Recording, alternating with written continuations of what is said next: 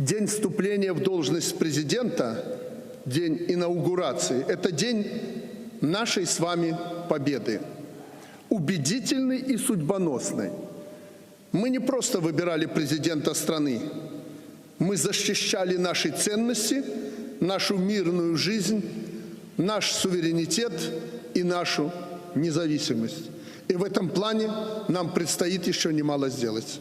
Когда-то Божьим промыслом народ Беларуси легко и, скажем прямо, неожиданно обрел свою независимость. И мы долго воспринимали ее как данность, порой не ценили. Сегодня же, выстрадав эту победу, мы поднялись на новую ступень самосознания. Но вот лидер белорусской оппозиции Светлана Тихановская сказала, что Лукашенко ушел на пенсию и объявила себя единственным лидером, который был избран белорусским народом. Подробнее послушаем ее. Это так называемая инаугурация, конечно же, фарс. На самом деле, сегодня Лукашенко просто ушел на пенсию. Это значит, что его приказы силовым структурам больше не легитимны, а значит, не подлежат исполнению. Я, Светлана Тихановская, являюсь единственным лидером, который был избран белорусским народом. И наша задача сейчас – вместе построить новую Беларусь. Министр иностранных дел Литвы Линас Линкевичус назвал фарсом тайную инаугурацию Александра Лукашенко. Следом за Литвой легитимность президента не призвали и Латвия, и Эстония, Германия, Чехия, Словакия и Дания. А вот наше ведомство пока что не определилось. Оно сообщило, что проведет консультации по оценке инаугурации и политического статуса президента Беларуси Александра Лукашенко. Об этом заявил Дмитрий Кулеба. Предлагаю его послушать.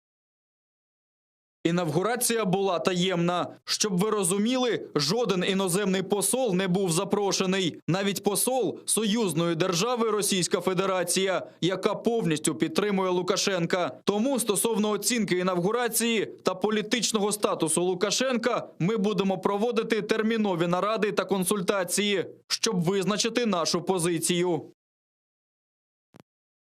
Ну, с нами сейчас на прямой связи Ирина Славникова, официальный представитель телеканала Белсат. Ирина, здравствуйте. Добрый вечер. Добрый вечер. Что происходит сейчас в Беларуси? Насколько нам известно, 18:00 собирались, да, на протестные акции, было объявлено. А что сейчас происходит? Продолжаются ли акции?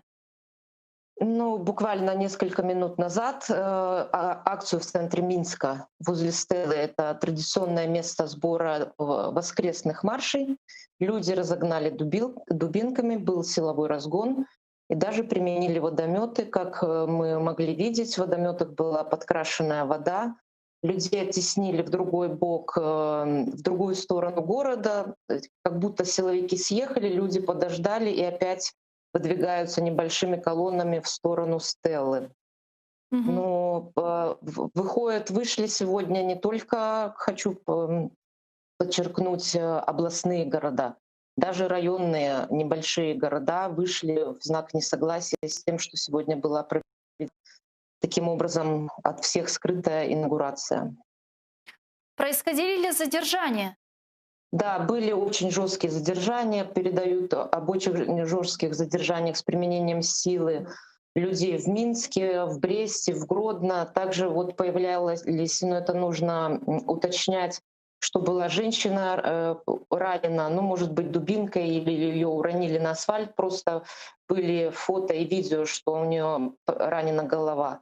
Также там были задержания в районе проспекта Пушкина, где было убит первый протестовец Александр Тарайковский. Там тоже происходили жестокие задержания мирных протестовцев. Как вы считаете, почему Лукашенко решил скоропостижно провести инаугурацию? Ну, появлялись сведения, что он проведет инаугурацию. Она как бы должна была пройти до 9 октября. Ну, так, потому что все протест нарастает, и, ну, видимо, какие-то свои причины. Вот пока я не могу точно сказать, почему именно сегодня. она была. Потому что когда появились сведения, что стягиваются автобусы, кортежи с утра ко Дворцу Независимости, где была инаугурация, все подумали, что все-таки это будет репетиция. Мгм. Потому что так сделать, чтобы никто не видел, и не было ни послов, ни приглашенных зарубежных гостей, это просто что-то удивительное. Никто не может предположить, с чем это связано. Также как бы можно предположить, что это связано с его состоянием здоровья, но эти сведения тоже пока мы не можем подтвердить, что у него там что-то со здоровьем серьезное. Но мы Поэтому видим, он как так ряд решил. европейских стран не признают легитимность Александра Лукашенко. А что будет дальше?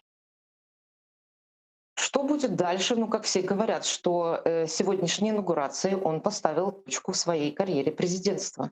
Все, он не является больше легитимным, признанным руководителем Беларуси. Ну а который не при будет- этом армия дала ему присягу, и силовики на его стороне. Но при этом можно сказать, что он нелегитимный, и присягу можно признать тоже нелегитимной. И все эти действия будут просто, это уже человек, который узурпировал власть в стране. Мгм. Незаконное удержание силой власти в стране.